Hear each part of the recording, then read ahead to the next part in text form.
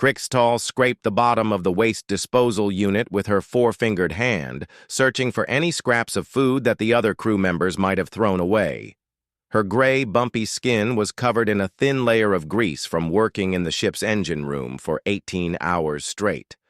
The fluorescent lights above made her look even worse than usual, highlighting every crater and scar on her face. She was what her people called genetically unfortunate. Where other Vorthak had smooth, blue-tinted skin that gleamed like polished metal, hers was rough and gray like old concrete. Where they had elegant, swan-like necks, hers was thick and short. Where they had large, beautiful eyes that sparkled with intelligence, hers were small and deep-set, making her look angry even when she wasn't. The Vorthak were known throughout the galaxy as one of the most beautiful species. Their ships were works of art. Their cities were monuments to aesthetic perfection, and their people looked like living sculptures. Crixtall looked like someone had tried to make a Vorthak out of mud and given up halfway through. She had been assigned to the cargo ship Stellar Grace because no other vessel would take her. The captain needed someone desperate enough to work for almost nothing, and Crixtall needed any job she could get. It was better than living on the streets of New Vorthak City, where children would run away crying when they saw her face. The ship was currently docked at Waystation Echo 7, a massive trading post that sat at the crossroads between three different sectors of space. It was here that species from all over the galaxy came to trade, refuel, and resupply. Crixtall had been ordered to stay on the ship while the rest of the crew enjoyed their shore leave. Captain Veltar had made it clear that he didn't want her frightening the locals. Crixtall found a half-eaten protein bar wrapped in silver foil. She unwrapped it carefully and took a small bite.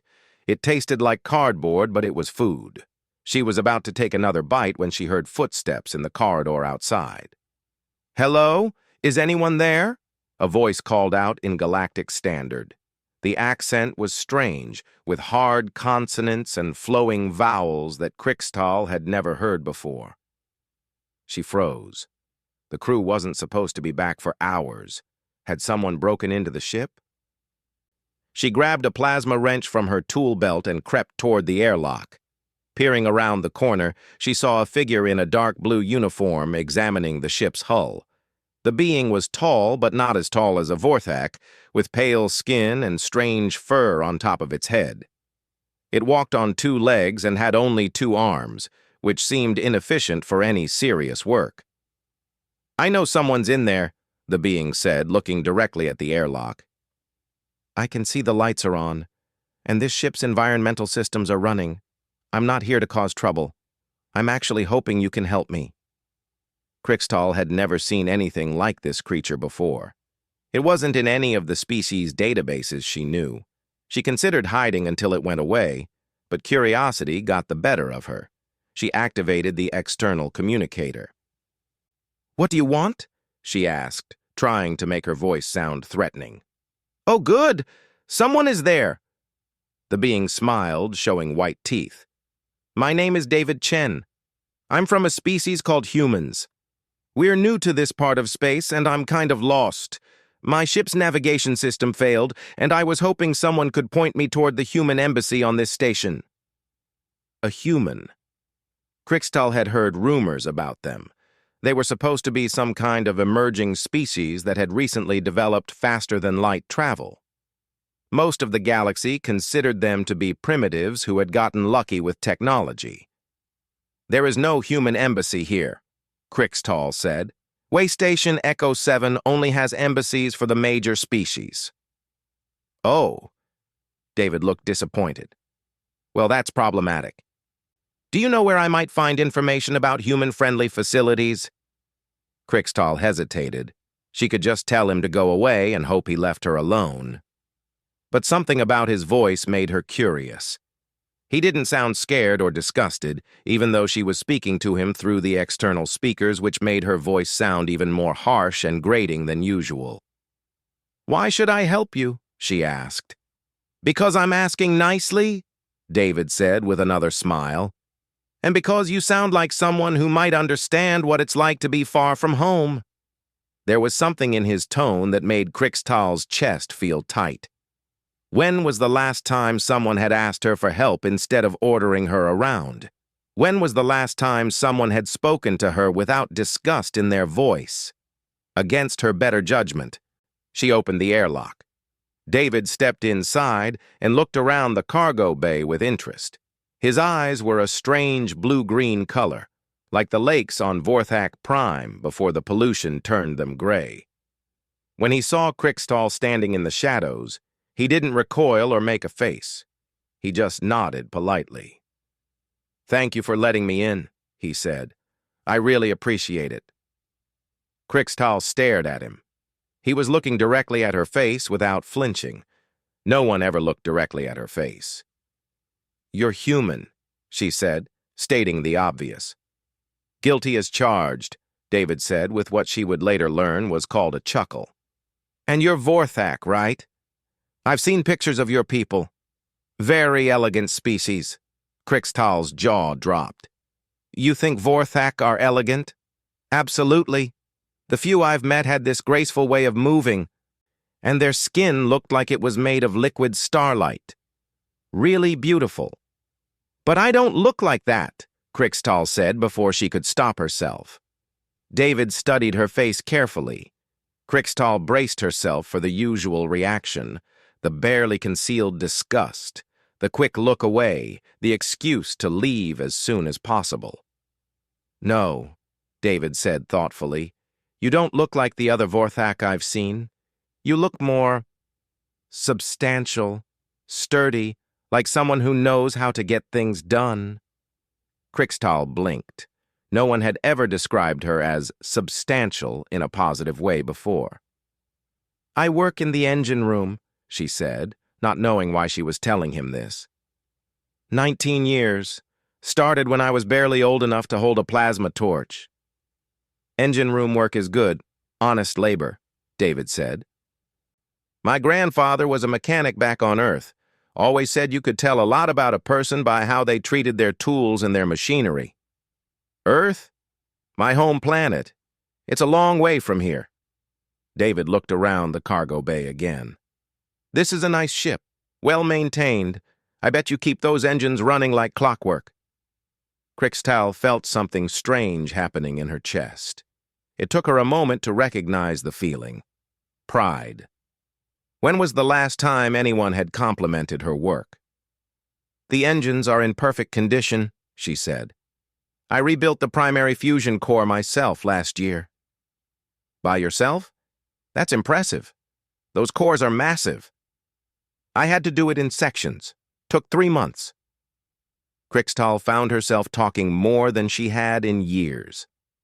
"Captain Veltar said it couldn't be done without a full repair dock, but I proved him wrong." "Sounds like you proved everyone wrong," David said. "That takes real skill and determination." They talked for over an hour. David told her about Earth, about how humans had only been traveling between stars for a few decades, about how everything in this part of space was new and exciting and sometimes terrifying for his people. Krixtal found herself telling him about her work, about the modifications she had made to improve the ship's efficiency, about some of the technical problems she had solved over the years. David listened to everything she said with genuine interest. He asked questions that showed he understood what she was talking about. He never once looked away from her face or made any comment about her appearance.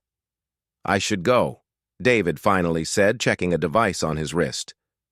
"My captain is probably wondering where I am, but thank you for talking with me, Krixtal. This has been really nice." "Wait," Krixtal said as he moved toward the airlock. "The human facilities you were looking for. There's an information kiosk on level 7 of the station. Tell them you're looking for new species accommodation. They'll help you find what you need." "Thank you," David said. He paused at the airlock door. "I hope we run into each other again sometime. It's not often I meet someone who really knows their way around a starship engine." After he left, Krixtal stood in the empty cargo bay for a long time. She kept replaying the conversation in her mind, looking for hidden meanings or cruel intentions. But there hadn't been any. David had simply talked to her like she was a person worth talking to.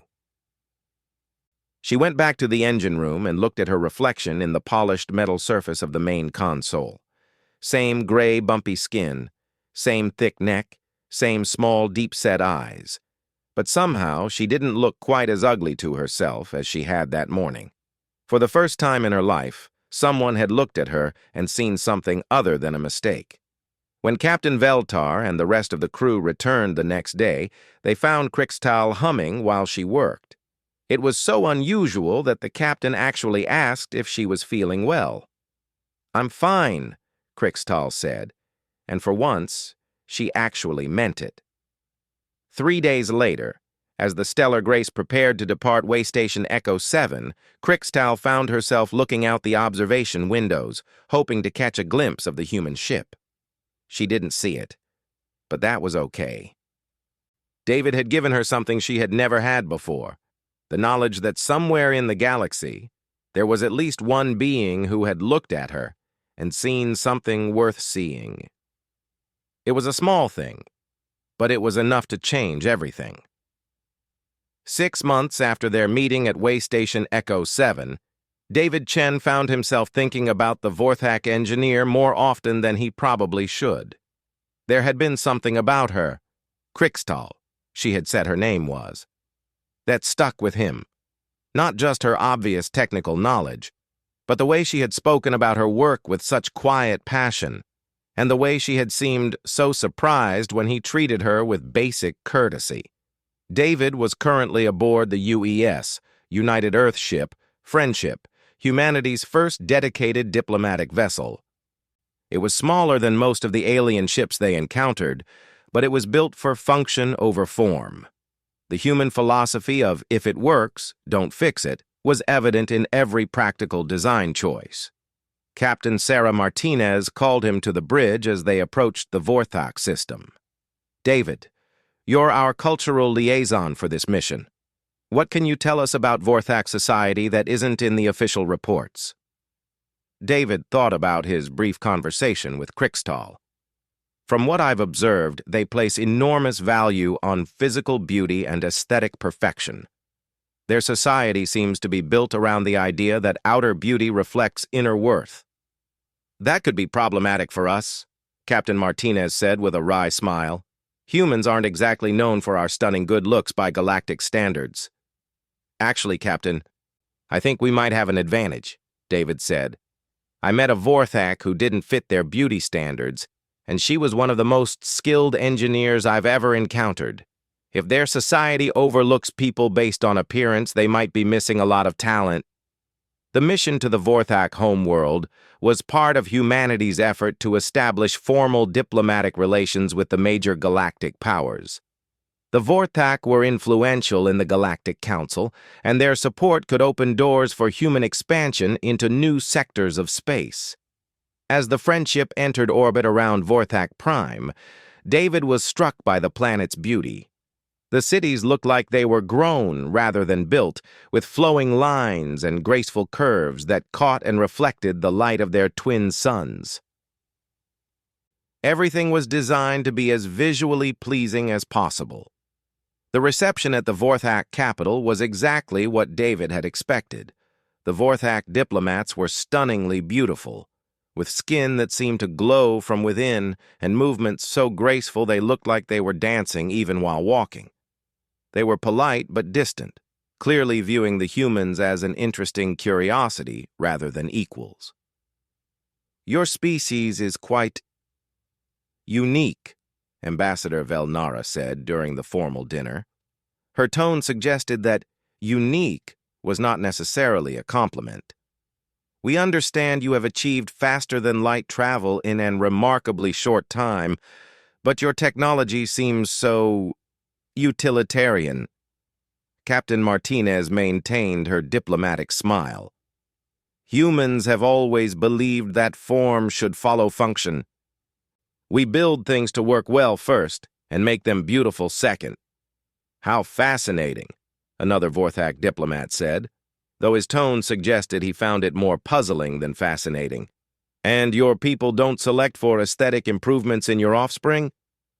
"We value diversity," David said carefully. "We believe that different types of people bring different strengths to our society." The Vorthak exchanged glances that suggested they found this concept bizarre. The formal negotiations continued for 3 days with little progress. The Vorthak were willing to establish basic trade relations, but they made it clear that they didn't see humans as having much to offer beyond raw materials and manual labor. They spoke to the human delegation with the same tone one might use when talking to a clever pet. On the 4th day, while the diplomats were taking a break from talks, David decided to explore the city. The streets were filled with Vorthak going about their daily business, all of them looking like they had stepped out of some cosmic fashion magazine. But David noticed something else. The workers, the ones doing maintenance and construction and other practical jobs, tended to be less conventionally beautiful than the ones in offices and government buildings. He was examining a particularly impressive piece of architectural engineering when he heard a familiar voice behind him. "The support structure is hidden inside the decorative columns. Typical Vorthak design. Make everything look effortless, even when it requires massive structural reinforcement." David turned around and saw Crixtal standing a few meters away. She was wearing civilian clothes instead of work coveralls, but she looked essentially the same as he remembered, still gray-skinned and rough-featured, still carrying herself like someone who expected to be ignored or dismissed. "Crixtal," David said, his face lighting up with genuine pleasure. "What are the odds of running into you here?" She looked surprised by his enthusiasm. "I live here now. Got a job with the Planetary Engineering Department after my ship was decommissioned." She paused, studying his face. "You remember my name?" "Of course I remember your name.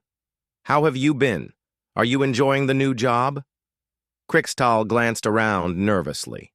Several other Vorthak were staring at them, clearly puzzled by the sight of the strange alien talking animatedly to someone like her. "We shouldn't talk here," she said quietly. "People are watching." "So? We're just having a conversation." "You don't understand," Crixtal said. "I'm not supposed to interact with important visitors. If my supervisors see me talking to you, I could lose my job." David felt a flash of anger. "Important visitors? I'm just a person, same as you." "Not according to Vorthak society," Crixtal said bitterly. "You're a diplomatic representative. I'm a genetic mistake who's lucky to have any job at all." "That's ridiculous," David said firmly. "You're one of the most competent people I've ever met." Crixtal stared at him. "You barely know me. We talked for 1 hour 6 months ago. And in that hour you told me about rebuilding a fusion core by yourself, about modifications you'd made to improve engine efficiency, about solving technical problems that supposedly couldn't be solved. You think I forgot any of that?" Other Vorthak were definitely staring now.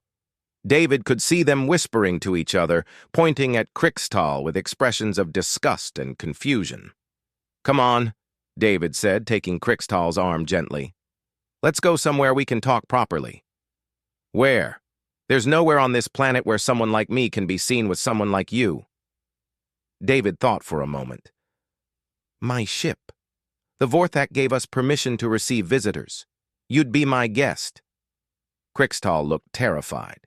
"I can't go on a diplomatic vessel. That's impossible." "Why is it impossible?" Because I'm nobody. I'm less than nobody." David stopped walking and turned to face her directly. "Crixtal, listen to me very carefully. You are not nobody. You are a skilled engineer with 19 years of experience. You are someone who solved problems that other people said were impossible. You are a person with value and worth, regardless of what anyone else thinks." Tears began forming in Crixtal's small eyes. "You don't know what it's like," she whispered. "You don't know what it's like to be the thing everyone else points at as an example of what not to be." "You're right. I don't know exactly what that's like, David said. But I know what it's like to be underestimated. I know what it's like to have people assume you're stupid or worthless because you're different from them. How could you possibly know that? You're a diplomat. You represent your entire species. David smiled sadly. 5 years ago, I was working in a recycling plant on Luna Station. I never went to university. I never had formal training in anything. The only reason I'm here is because I'm good at talking to people and understanding how they think. Half the human diplomatic corps thinks I'm not qualified for this job.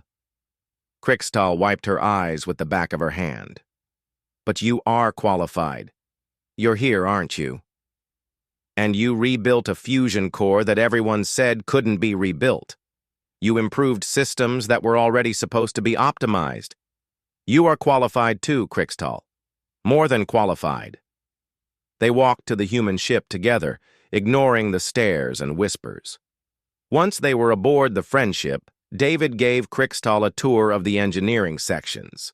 She examined everything with professional interest, asking intelligent questions about human technology and offering observations about more efficient ways to route power or reduce maintenance requirements. Your designs are so practical, she said admiringly, running her hands over a particularly robust-looking power coupling. No unnecessary decoration, just clean, efficient function. It's beautiful in its own way. Captain Martinez found them in the engine room 3 hours later, deep in conversation about reactor design philosophy. She raised an eyebrow at David, who quickly made introductions. Krikstal is a planetary engineer, David explained. She has some interesting ideas about improving our power efficiency. Oh, really? Captain Martinez said, suddenly very interested. The Friendship had been having minor power issues that the human engineers hadn't been able to solve.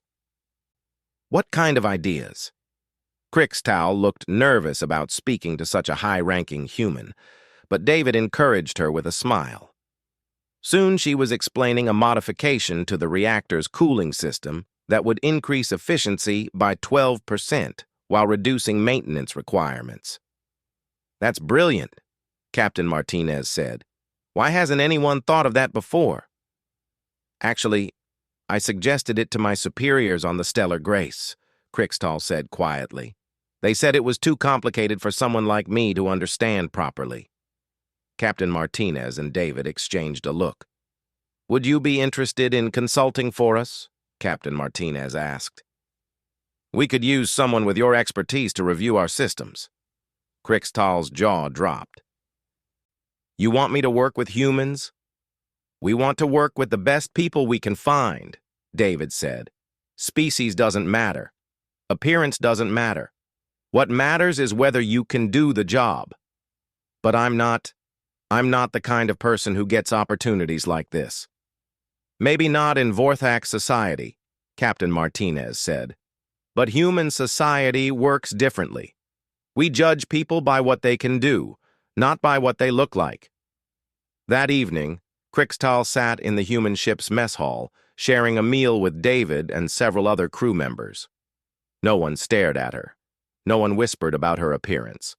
They talked about work, about their homes, about the places they had been, and the things they had seen. For the first time in her life, Krikstal felt like she belonged somewhere. I want to ask you something, she said to David as the evening wound down. Why do humans care so little about appearance? Every other species I know judges people based on how they look. David thought for a moment. I think it's because humans are naturally diverse.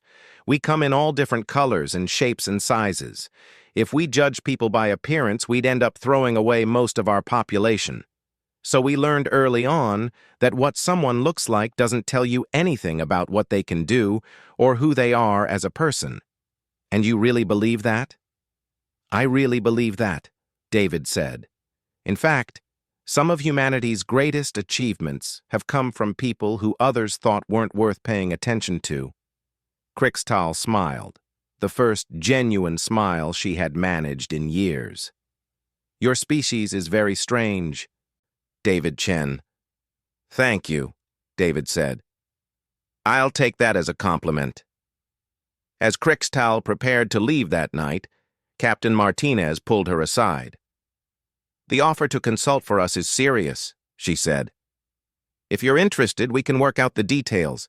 You'd be doing important work that could help both our species. I'll think about it, Crixtal said, though she was already thinking about all the things she could improve, all the problems she could solve, all the ways she could finally use her skills for something meaningful. Walking home through the beautiful streets of the Vorthak capital, Crixtal no longer saw the elegant curves and perfect proportions as a reminder of everything she wasn't.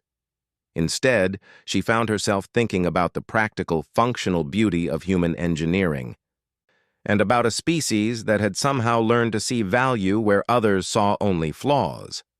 Everything was about to change. She could feel it. 2 years later, the galaxy was talking about the human innovation. It had started small. Crixtal had accepted Captain Martinez's offer and become the first non-human engineering consultant for Earth's diplomatic corps. Her modifications to human ships had improved their efficiency by an average of 15%, making them faster and more reliable than anything else in their class. Word had spread quickly through the spacefaring community that humans were achieving impossible results with their technology. What the galaxy didn't know was that most of these improvements were coming from a Vorthak that her own people had written off as worthless. Crixtal stood on the bridge of the UES Horizon, humanity's newest and most advanced ship. She was wearing a human-designed engineering uniform that fit her body type properly, rather than trying to accommodate the elegant proportions of typical Vorthak. Around her, human and alien crew members worked together with an efficiency that would have been impossible under traditional galactic hierarchies. Crixtal, we're getting some unusual readings from the quantum drive, called Lieutenant Kim, a human engineer who had become one of her closest friends over the past year. Could you take a look? On my way, Crixtal replied, moving toward the engine section with the confident stride of someone who knew exactly what she was doing. The quantum drive was humanity's latest breakthrough, a fusion of human engineering principles with improvements suggested by Crixtal and a growing team of non-human specialists that Earth had recruited from across the galaxy. These were beings who had been overlooked or dismissed by their own societies, too strange, too practical, too unconventional to fit into the rigid hierarchies that dominated galactic civilization. Earth called them the Misfit Corps, though that was an internal joke rather than an official designation. To the rest of the galaxy, they were simply human consultants who seemed to achieve miraculous results. In the engine room, Crixtal quickly diagnosed the problem. The quantum resonance chamber is running too hot. We need to adjust the cooling matrix by 0.7%. She made the adjustment with practiced ease, her four-fingered hands moving over the controls with precision that came from years of experience. The engine readings immediately stabilized. "How do you always know exactly what to do?" asked Zefti, a young Altarian engineer who had joined the team 6 months ago. Like Crixtal, Zefti didn't fit the beauty standards of their species. Altarians were supposed to be tall and willowy, but Zefti was short and compact. Their own people had assigned them to waste management. The humans had made them a drive system specialist. "Practice," Crixtal said, "and the freedom to experiment without someone telling me I'm not smart enough to understand what I'm doing." That freedom had produced extraordinary results. The human fleet was now the most technically advanced in the galaxy, not because they had superior technology, but because they had superior personnel policies. They recruited talent wherever they found it, regardless of species, appearance, or social status. Captain Martinez's voice came over the intercom. "All senior staff to the bridge. We're approaching the Galactic Council station." Today was the day that could change everything. The Galactic Council had finally agreed to a formal hearing on humanity's application for full membership. For 2 years, the major species had been unable to ignore human achievements, but they had also been unable to explain them. How could such a young, primitive species be outperforming civilizations that had been spacefaring for millennia? On the bridge, Captain Martinez was reviewing their presentation one final time. She had been promoted to admiral and was now Earth's chief diplomatic representative.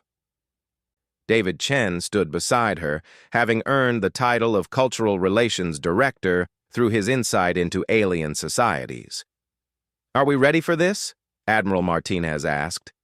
"As ready as we can be," David replied. "The question is whether the Council is ready for what we're going to tell them." The Horizon docked at the massive Council station, a structure so large it generated its own gravity field. Representatives from hundreds of species lived and worked here, maintaining the complex web of alliances and trade agreements that kept galactic civilization functioning. The hearing chamber was packed with delegates, observers, and journalists from across known space. The humans entered as a group: Admiral Martinez, David, Krixtal, and 12 other members of the Misfit Corps representing 8 different species. To most observers, it looked like a typical diplomatic delegation with some alien advisors.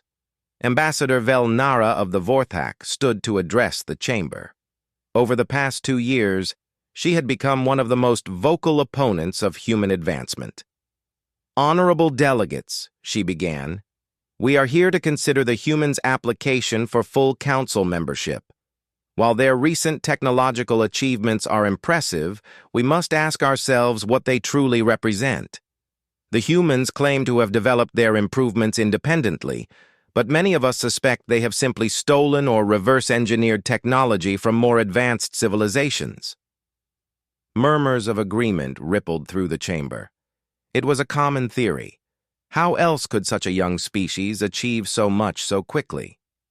"Furthermore," Velnara continued, "human society lacks the sophisticated cultural structures that have guided galactic civilization for thousands of years. They have no respect for natural hierarchy, no understanding of the importance of genetic optimization, no appreciation for the aesthetic principles that separate civilized beings from barbarians." Admiral Martinez stood to respond.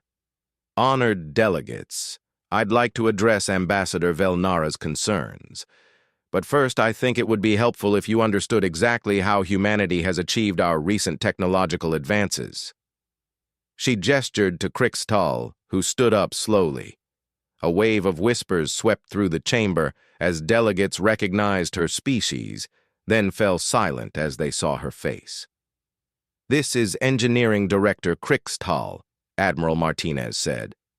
"For the past 2 years, she has been the primary architect of our technological improvements, the quantum drive that brought us here today, the enhanced shield systems that have revolutionized space combat, the efficiency improvements that have made our ships faster than anything in the galaxy. All of these came from her brilliant mind." Ambassador Velnara's perfect features showed shock, then disgust. "That is impossible. That creature is genetically defective. She cannot possibly be responsible for advanced technological development." "And yet she is," Admiral Martinez said calmly. "Would you like to see the technical specifications? The patent applications? The test data?" "There must be some mistake," insisted Velnara. "No Vorthak of that quality could produce such work." Krixtal stepped forward. Her voice was steady and clear as she addressed the chamber. "Ambassador Velnara is correct that I am not what Vorthak society considers genetically optimal. I have been told my entire life that my appearance makes me worthless. I was assigned to the most menial jobs available, forbidden from pursuing advanced education, and generally treated as an example of what happens when genetics go wrong." The chamber was completely silent now. "But humans taught me something revolutionary," Krixtal continued. "They taught me that my worth is not determined by how I look, but by what I can do. They gave me opportunities that my own species never would. They judged me by my abilities, not by my appearance." David stood up next. Director Krixtal is not unique in this regard. In fact, most of our technical team consists of individuals who were overlooked or dismissed by their own societies. He gestured to the other members of the Misfit Corps, who stood one by one. Engineer Zefti, who your species assigned to waste management because they were too short. Mathematician Kilvar, who your people ignored because their mental patterns don't fit Cerebran norms. Physicist Dr. Morth Ani, who your society rejected because they asked too many questions. Each alien stood proudly as their name was called, showing the chamber their flaws, the physical and mental differences that had made them outcasts in their own societies. Collectively, this team represents the greatest concentration of practical technical knowledge in the galaxy, Admiral Martinez said. Not because they are genetically superior, but because they are brilliant individuals who were finally given the chance to use their abilities. Ambassador Velnara was speechless. Around the chamber, delegates from dozens of species were staring at their own outcasts and misfits with new understanding. The Altarian delegate suddenly stood up. Ambassador, if I may, we have several individuals in waste management who have submitted innovative proposals over the years. We dismiss them because of their unconventional status. The Cerebran Collective has individuals whose thought patterns we consider aberrant, another delegate admitted. We have never considered that these patterns might represent alternative forms of intelligence. My people have many who do not meet our physical standards, added a third. We have always assumed this indicated inferior capability. The chamber erupted in conversation as delegates began to realize the implications. How much talent had they wasted? How many brilliant minds had they overlooked? How many solutions to galactic problems had been ignored because they came from the wrong people? Admiral Martinez waited for the noise to die down, then spoke again. Humanity requests full membership in the Galactic Council not because we are superior to other species, but because we can help all species reach their full potential. We offer a new way of thinking about society, about worth, about the value of every individual regardless of their appearance or background. The human proposal is elegant in its simplicity, Krixtal said, taking over the presentation. Judge people by what they can do, not by what they look like. Give opportunities to those who can use them, not just to those who seem to deserve them. Build societies based on merit rather than genetics or aesthetics. And the results speak for themselves, David added. In 2 years, our mixed species teams have made advances that pure species research groups haven't achieved in decades. We've solved problems that were considered unsolvable. We've opened new frontiers in science and technology. Most importantly, Admiral Martinez concluded, we've proven that the galaxy's greatest resource isn't any particular technology or strategic advantage. It's the untapped potential of all the beings we've been ignoring. The vote wasn't even close. Humanity was granted full council membership by an overwhelming majority, with only the most traditionalist species voting against. But that wasn't the real victory. The real victory came in the months that followed as species after species began reevaluating their social structures. The Vorthak started funding education programs for the genetically unfortunate. The Altarians created new career tracks for their non-standard population. The Cerebrans began studying alternative thought patterns as potential advantages rather than defects. Krixtal found herself in demand across the galaxy as societies struggled to implement more inclusive policies. She traveled from world to world, helping establish engineering programs that welcomed beings who didn't fit traditional molds. Do you ever regret leaving your old life behind? David asked during one of their travels together. They were standing on the observation deck of a transport ship, watching the stars wheel by outside. Every day, Krixtal said, then smiled at his shocked expression. Every day, I regret that it took so long to find people who could see past my appearance to my abilities. And now? Now I get to help others find the same thing. I get to be part of something that's changing the entire galaxy. She looked out at the stars. When I was working in that engine room, scraping for food scraps and being told I was worthless, I never imagined that something like this was possible. What do you think will happen next? Crixtal considered the question seriously. I think the galaxy is about to discover that it has millions of brilliant, capable individuals who have been waiting their whole lives for someone to give them a chance. I think we're about to see advances in science and technology and art that no one thought possible. And humanity will be at the center of it all. No, Crixtal said with a smile. Humanity will be part of it all.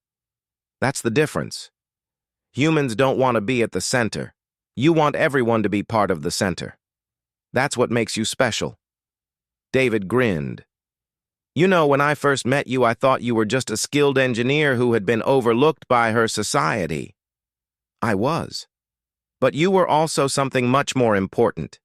You were proof that every society in the galaxy has been wasting its most valuable resource, the people who don't fit the mold.